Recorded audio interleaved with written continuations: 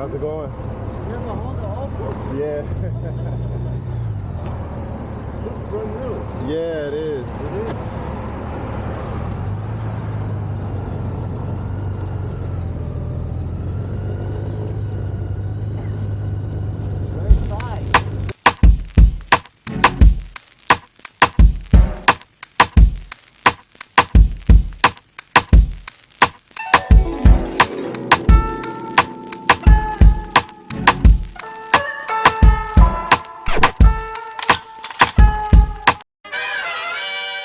Hey, what's up, YouTube? It's Chris from Chris Glides and Low Rise, and today we're gonna go up into the Skyline Mountains or Skyline Hills, and we're gonna take these bikes on some twisty roads and just have a good time. We have a little bit of the smoke from the Canada fires, but we're gonna continue to try and just have some fun today. So hang out with us. All right, let's go. All right, so today I'm gonna be out on a Goldwing. I wanna take it out in the mountains on some of these twisty roads and test out the capabilities. Some of the other guys are on their alternative bike choices as well. He used to have a CVO and he traded it in and got a trike.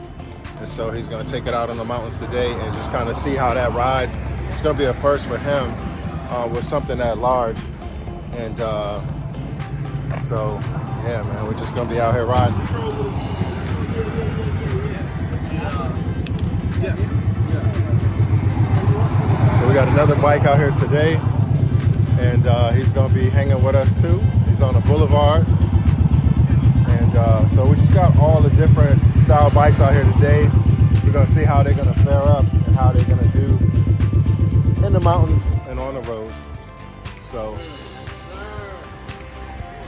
we're meeting up right here. So it's a small group of us, and we're gonna take this mountain trail up in the Skylines, and you'll see it.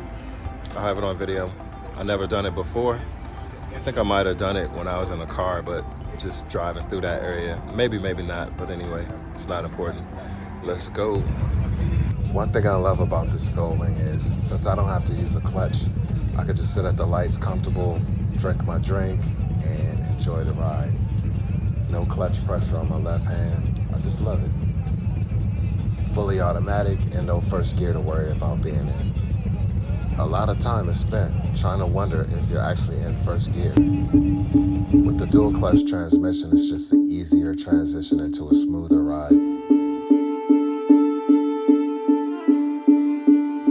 So on the ride today is Ty. You've seen him in some of my videos, and on Instagram you can see him at Big Brother Bond.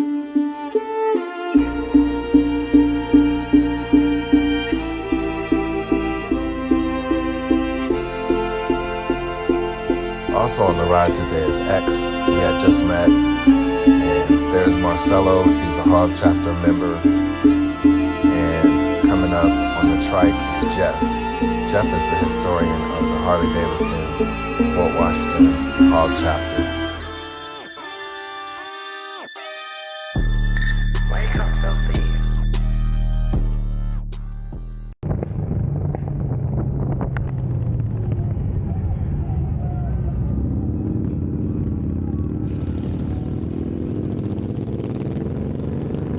So like on any good bike run, the first thing we're gonna do is stop and get something to eat. At this point, we had already rode for about close to an hour, and the guys were hungry, and it was just part of the plan for us to stop and check this place out on the way.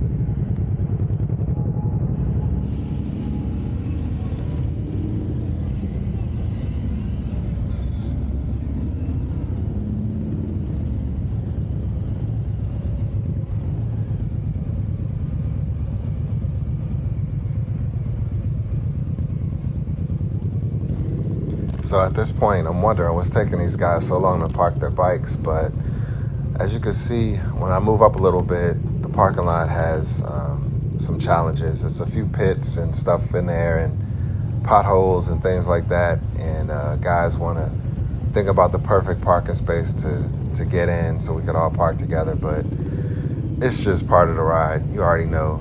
I'm sure you guys have seen this and done this dance quite a few times. But it's just like bird migration, I guess.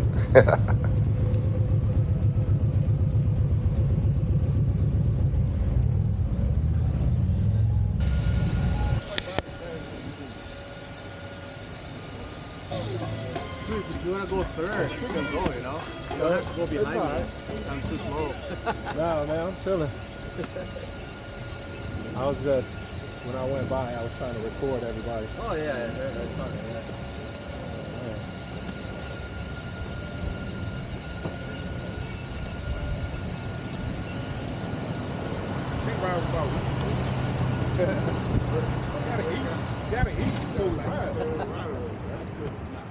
That was a good one already. Huh? It's a good ride so far already.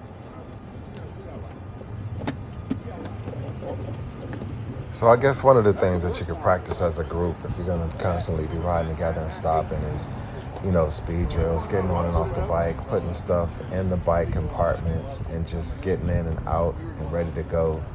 This type of process can hold up a group ride, and you know, old guys moving slow, putting stuff in and out of compartments. Oh, I forgot my gloves.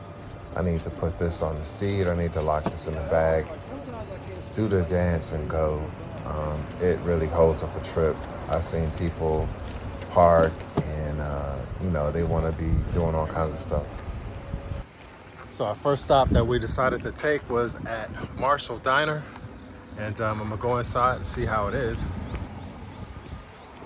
It's the breakfast stop. Hi, good morning.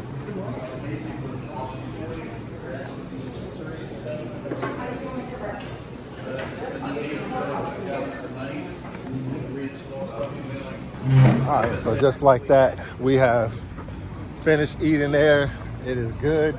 I had to eat a salad, and everybody else got to eat the way they wanted to eat. I was told that they have like the best bacon there ever.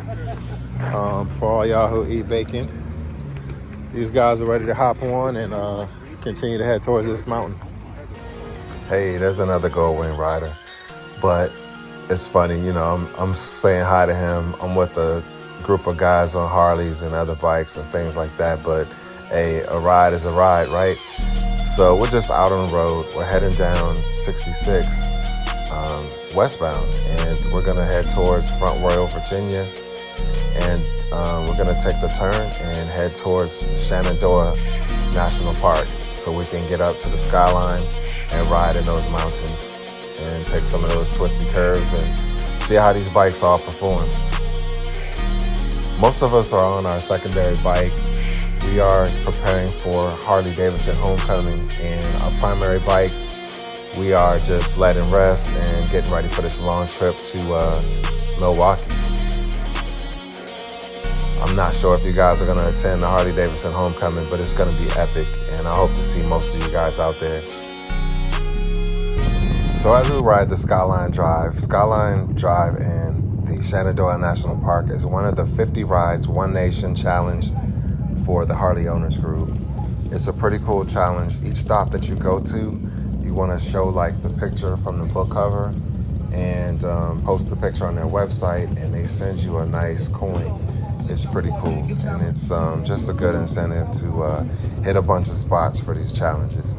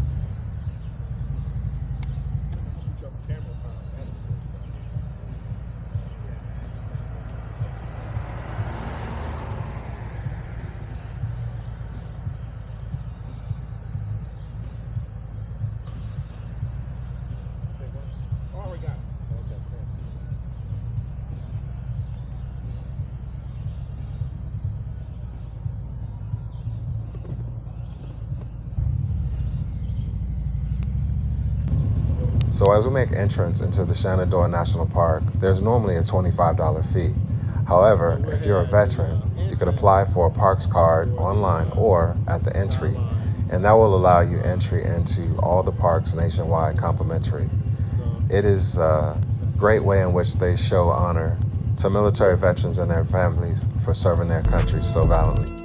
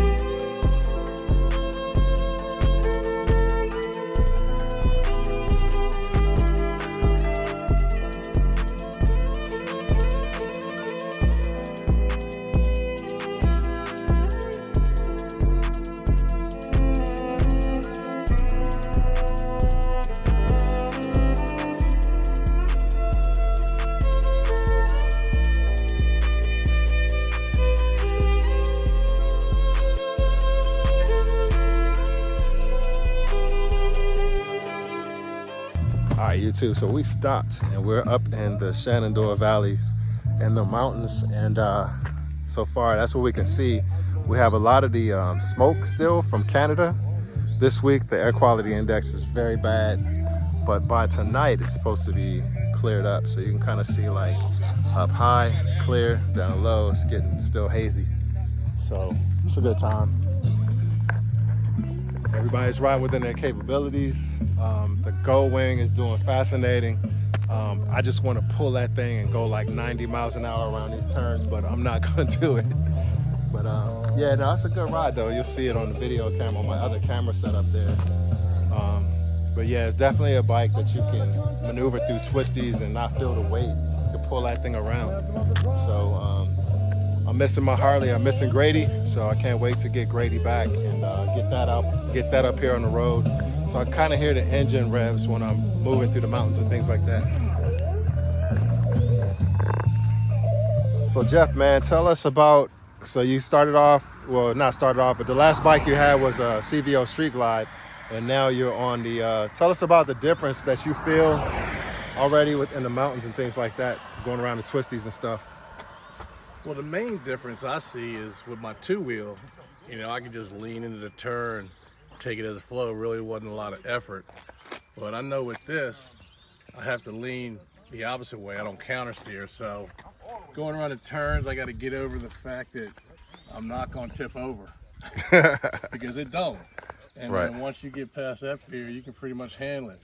Right. But my arm's getting to work out because I got to push hard whatever way I turn. Yeah, so what he's talking about is like the counter steering or whatever. And so you're actually literally, so if you're turning left, you're actually pulling with this side and actually pushing up on that side.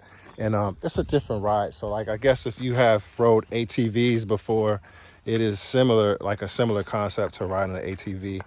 And so I noticed when I was riding on my trike, when you are in the seat, everything forward of you feels like all two-wheel motorcycles, so you forget about the rear, the width. And so that's just the only thing really that you need to be aware of when you're getting into like gas stations and going into the garage and turns and stuff, or things like that, close proximity, is that you're wider, because you do forget. So guys out here on the adventure bikes. So one of the things that I'm doing is I'm talking to another rider in the back of me through the Cena 50S. And there's a variety of different helmet communicators, and it's an excellent way to keep the ride safe. As we make our way through the turns, I'm letting them know what's going on ahead.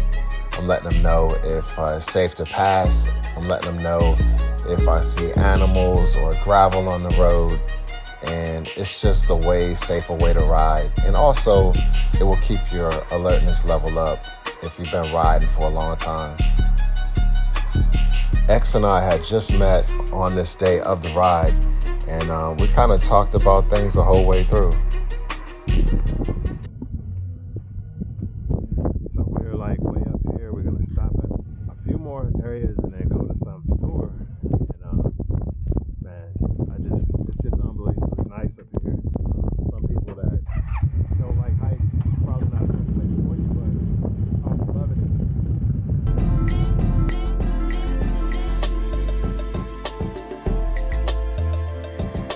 Alright, Justin, turn me up a little bit.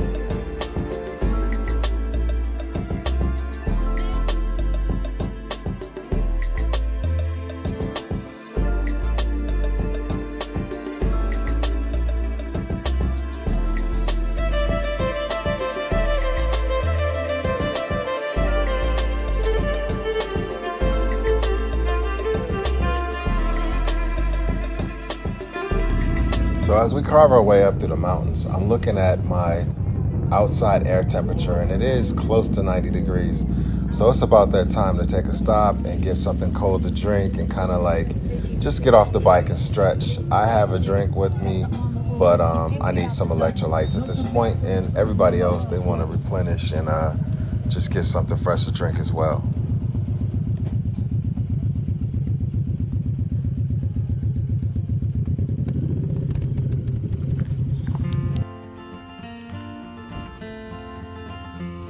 So we stopped at, I think it's called Elk Wallow Wayside store and a craft store, things like that. And plenty of people out on the bikes today. Nice, very nice out here today.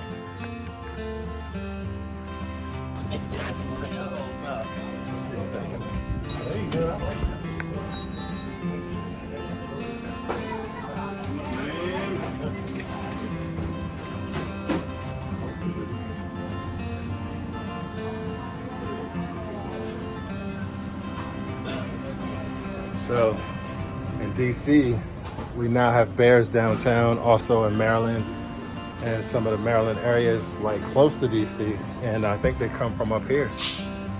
So be on the lookout while you ride of the black bears.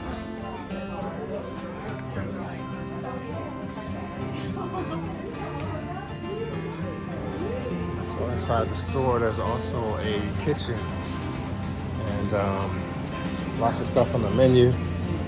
Different things you can get here. Hot days like today, ice cream. In every campsite, you gotta have s'mores, right? So.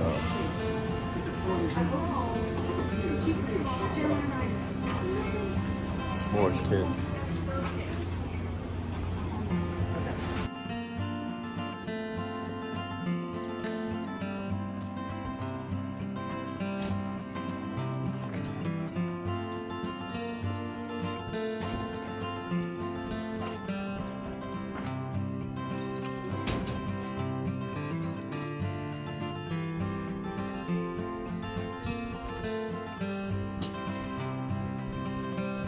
To be like a video game, you guys push the button on the TV and tell me which direction to turn. Somebody is looking at their TV, they're saying, turn left, turn right. Oh man, just being silly, right? But yeah, I'm just trying to see what they have around here. Looks like a good place to come camping. I would thoroughly enjoy that. Come back up here in the Jeep with supplies and trail one of the bikes, and that would be fun. Hi. I don't reckon y'all spit when y'all ride this. I ride this. That'd be too much fun for you.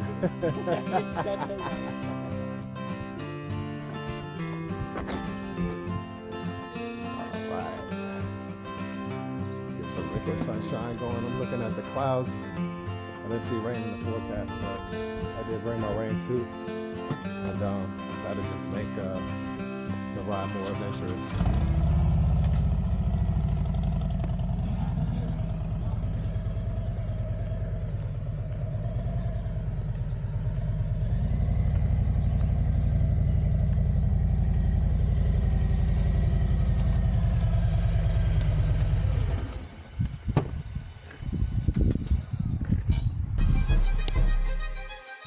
So as we begin to take off on the bikes again, the clouds are getting darker and darker, and we're pretty far away from home. One person has a deadline to get back as always, and some of us are just down for the ride.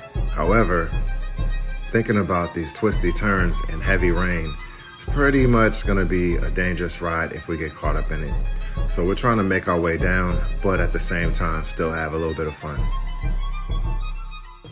We just passed the entrance, 211.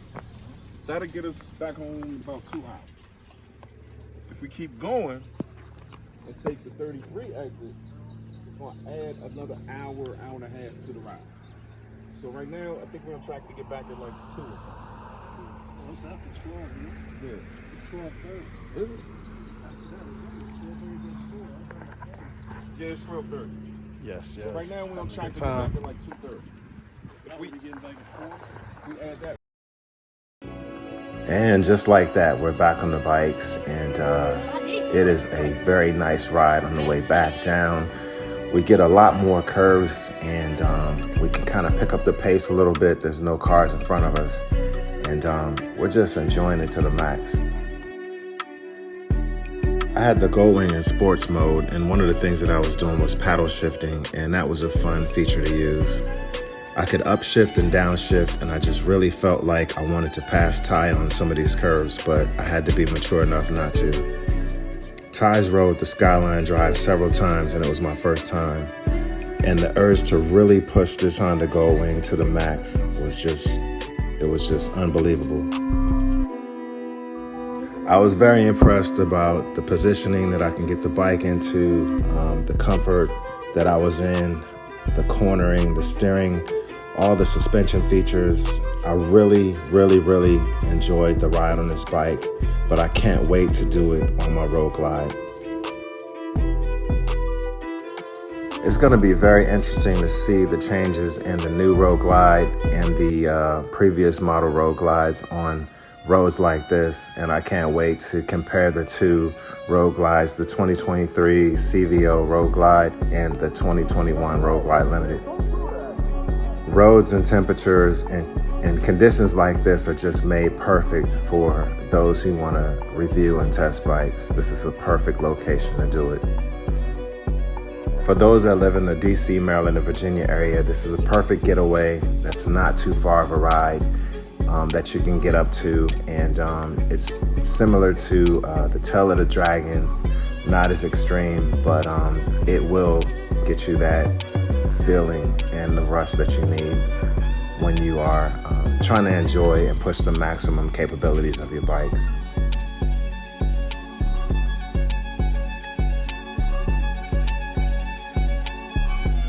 I tried to get Ty to swap with me and ride on the Goldwing so he could experience, and his answer was hell no. But at this point in traffic, his hand was tired and I'm just chilling. I don't have that clutch fatigue, and I'm pretty sure I probably could have got him to switch at this point, but his answer is hell no. He won't ride anything but a Harley-Davidson. And so I get it, the addictive culture. This was pretty much the end to our ride. We had a bunch of traffic right here, and I started riding really crazy to get home, and I just made it before it started storming, like an unbelievable storm. It was a great day. Thanks for standing by with us, and thanks for watching Chris Glides and Low Rides. Please like, comment, and subscribe. See you next time.